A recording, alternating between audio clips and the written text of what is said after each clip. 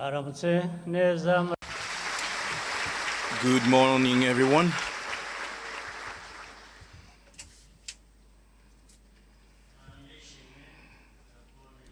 I am very happy to get this opportunity, and I thank you all for being here with us.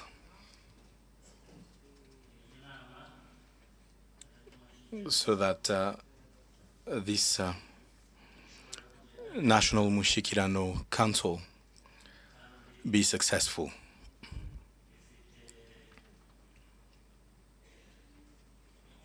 And to make sure that this serves our nation. As was indicated earlier, this national dialogue has been organized several times over, and there are resolutions that are taken every time.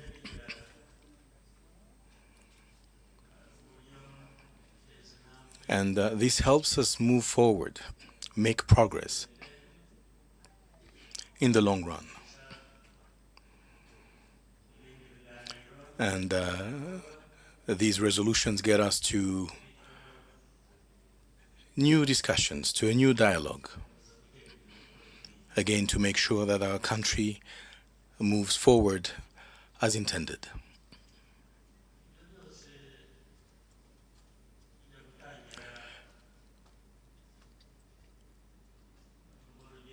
As we began this journey,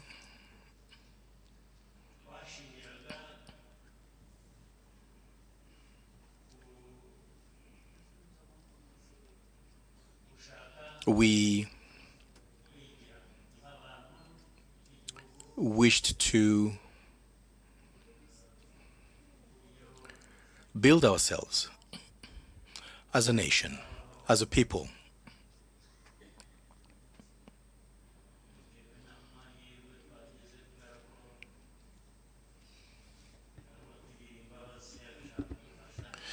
And avoid depending on the pity of people here and there, hearing that this person has had pity on us, but then when they change course, this would have an impact on us. So sovereignty and independence, true independence and true sovereignty is our objective. The objective of each and every one of us.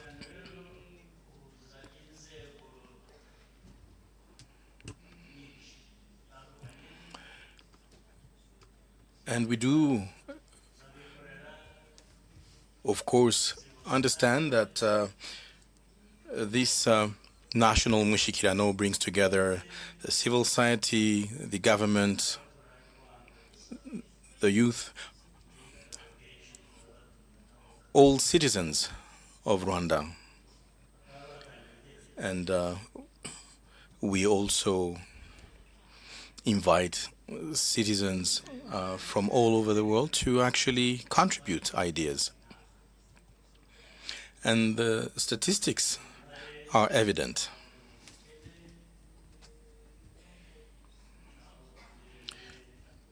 The number of people that came out of poverty, those that were supported so they can build themselves up, is evident in itself.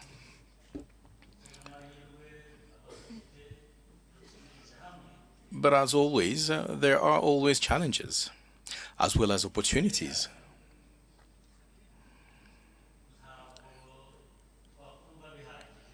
And as Rwandans,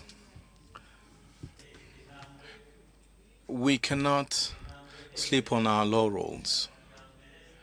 We can't ever say, well, we've actually achieved enough. We always need to go further along with more determination. And we have no choice. There's no other way around it.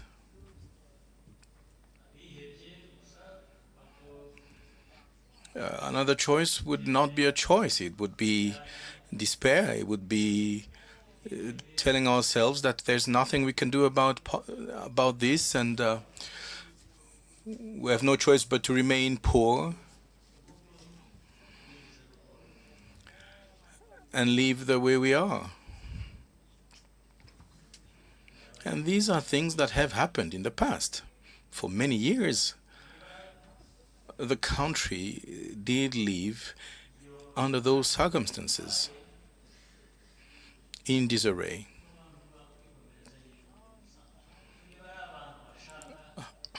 And there are people who believe that there's no reason to work hard for ourselves. But so long as we have within our people individuals who have this vision, who have this courage, who allow us to understand that we have countries that are with us, sister countries, that can indeed help us achieve this vision,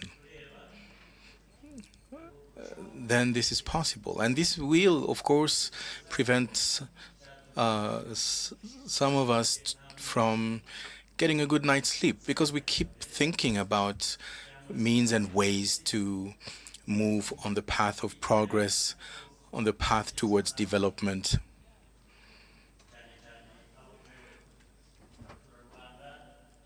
And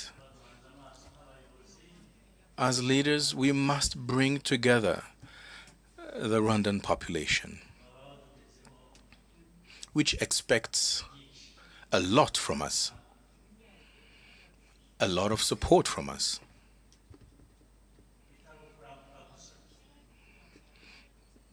Guidance and support that helps citizens go way beyond surviving.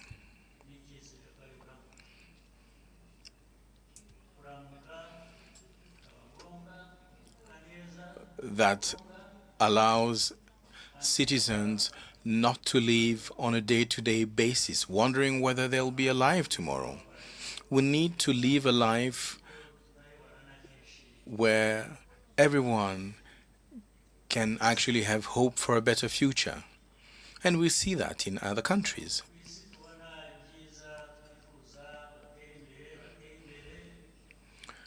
We see countries that have made progress, but understand that some of those countries have actually started at a level that was the same as ours, but they managed to achieve their objectives. And it is not to say that they are different from us, that God made them different. We are all created equal as humans. And there's no difference amongst humans. The only difference pertains to circumstances. However, we are all born equal. And yes, there are some people who may think that they are the ones who have created humanity, that they're above others, but this cannot be accepted. It is not acceptable. And if you decide to accept this, it means that you actually decide to accept the status quo and remain in a state of poverty. And this is why, as Rwandans, we opted for this national umushyikirano, this national dialogue, so that we can always continuously learn from each other, learn from the past, draw lessons that will help us get out of circumstances that we find ourselves in, and that to achieve our objectives.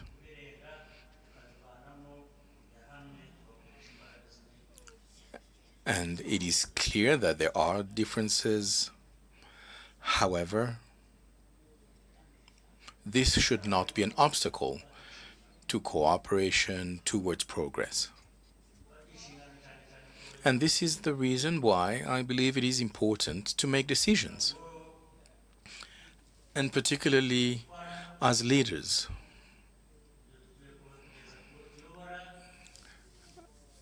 I would,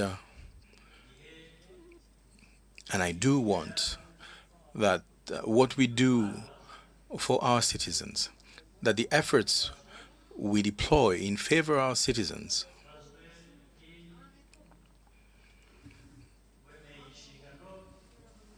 be reported back to the population, to our people, so that they may say, well, this is what you've done, but this is what happened. These are the resources that we've empowered you with, and these are the results. Where are the results? How did you use the resources that you were given? Did you pocket them, thinking that you should enjoy them as an individual, or did you actually make good use of them for the benefit of the people? And we should not forget that we need to be accountable for our responsibilities and be ready to pay back, compensate.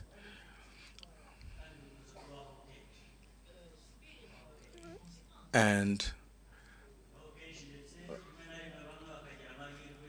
accept whatever consequences come as a result as your actions. Some people do hide, and it may not always be easy to actually find those people, but this should not prevent us from staying the course, maintain this tradition of accountability in as far as leaders are concerned.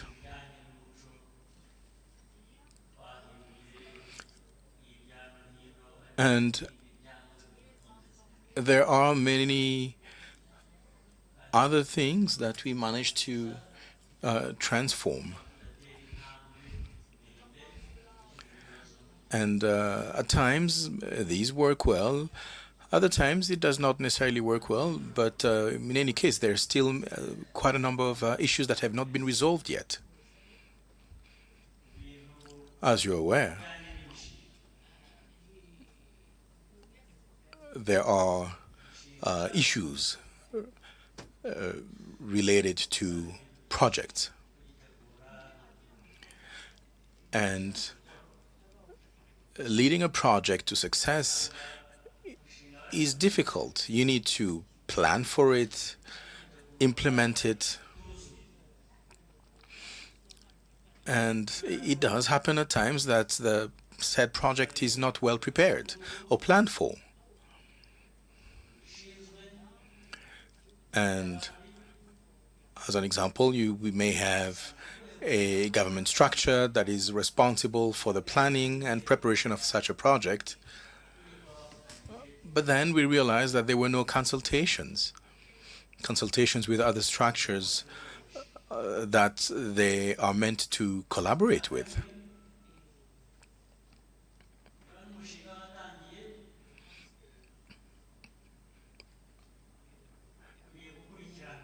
And once a project has started implementation, there should be a monitoring of the said project But then we realize that there's no monitoring, there's no follow-up. And nobody knows how the project is actually being managed. Nobody knows whether it is actually ticking boxes in terms of achievement of its objectives. And this is an issue that we've struggled with for quite a number of years. And even when a project is well implemented,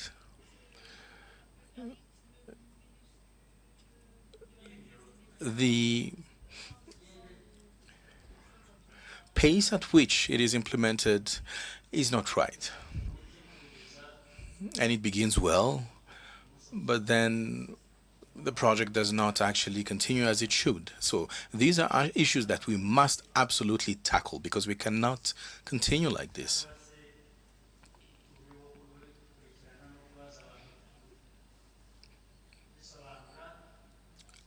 On the other hand, I believe we need to ensure that accountability is systematic.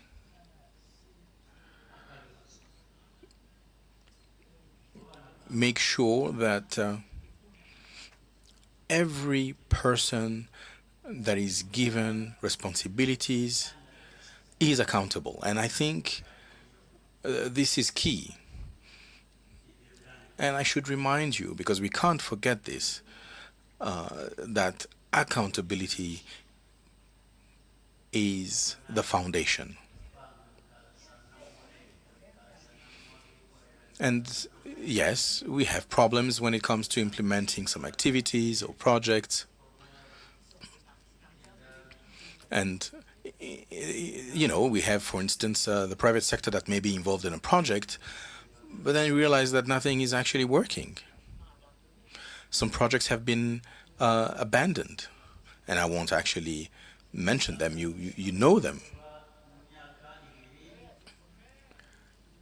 And there are projects that were, say, supposed to be implemented over a period of 2 years and then close. But then we're in the third year and nothing has been done yet. And people act as if that's not an issue. This cannot continue. We must put an end to this. And I take this opportunity, this good opportunity, to remind you all in this room and elsewhere to help find a solution to this problem and put an end to such actions. We have citizens that are supposed to benefit from these projects. They need to wake up as well. And there's the private sector that gets involved. The private sector is there, they work and they get paid. But what about the citizen for whom we are supposed to work? And, when you ask questions, they tell you, Your Excellency, we've had these issues.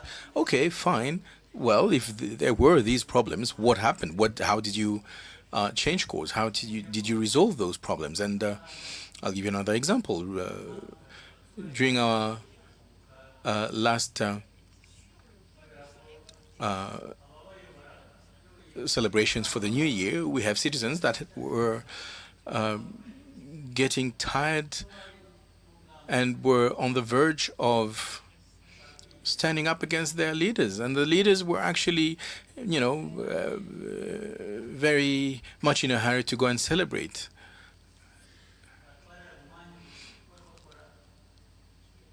And yet, some citizens had been waiting for the results of a given project.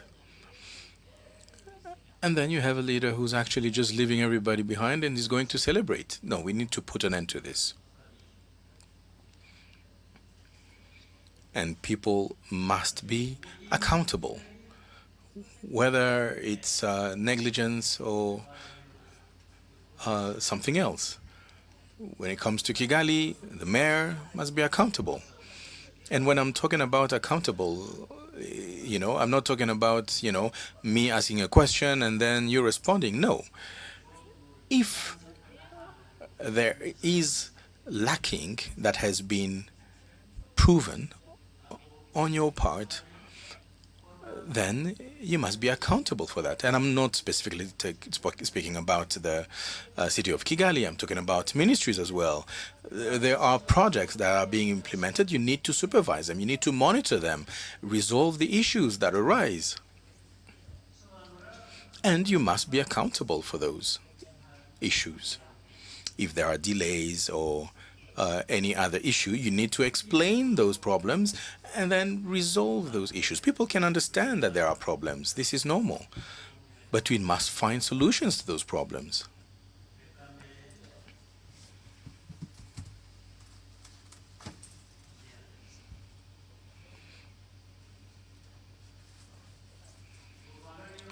Otherwise, we won't be able to move forward. But let's come back to another type of issue, because we have caused those problems. And therefore, we must find solutions and not blame others. And believe that these other people will actually find a solution for us. So we need to find solutions internally. The country has had a long history. And this history has not always been rosy.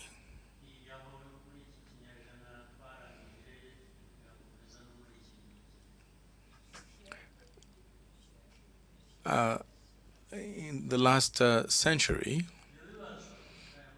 or beginning of the last century, we had problems that actually keep following us. But among those problems, some actually come from the outside. They come from outside of Rwanda. And you can imagine that if we are not able to actually resolve our problems internally, our internal problems internally, how are we going to actually tackle problems coming from the outside? So let's say we have 50%, 50% of problems caused internally and 50% of the problems coming from the outside. Still, the problems coming from outside are actually more serious.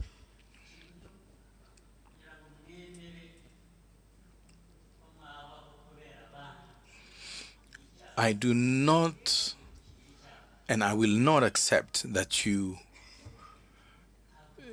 decide or accept to live on somebody else's dime, that you depend on others. This I cannot accept.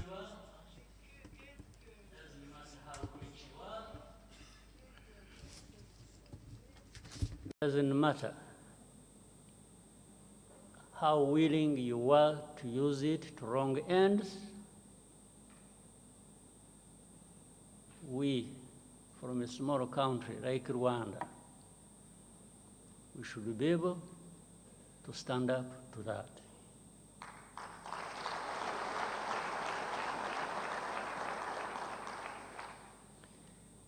Kuri jye ibi ngibi tuvuga by'amajyambere umushyikirano twavuze projet zitagenda neza. Personally, I believe we need to correct and find solutions to some of the problems. But this is not possible if we do not understand our history.